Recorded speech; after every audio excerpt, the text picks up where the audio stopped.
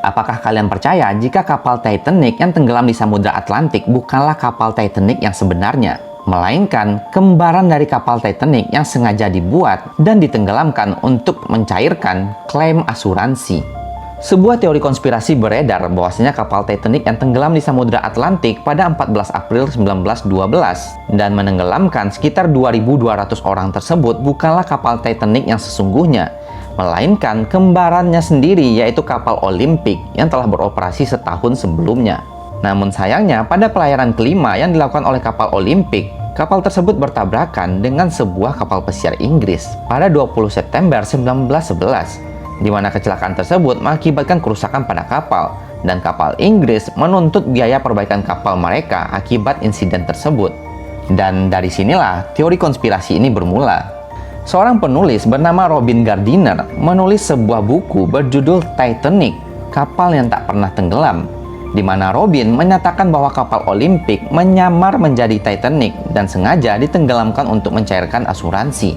Teori konspirasi ini didukung dengan beberapa bukti, seperti yang pertama adalah perbedaan tata letak jendela dan susunan dek pada foto kapal Titanic yang karam di Samudra Atlantik.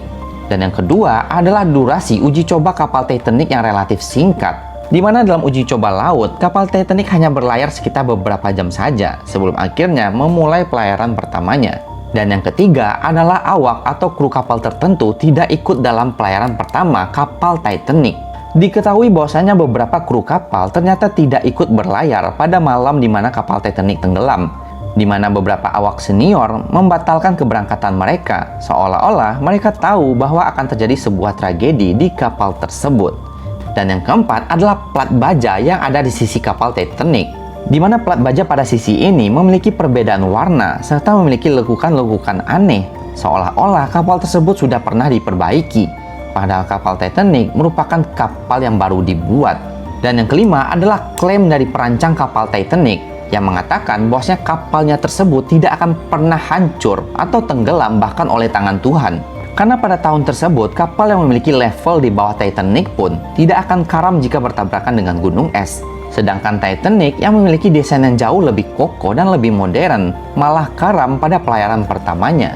Dan yang keenam adalah selama kapal Titanic tenggelam, sinyal suar yang ditembakkan ke udara memiliki warna yang tidak sesuai dengan kode pelayaran. Sehingga kapal California yang pada saat itu tidak berada jauh dari lokasi kapal Titanic tenggelam menyangka bahwasanya Titanic sedang melakukan pesta perayaan dan bukan sinyal meminta pertolongan.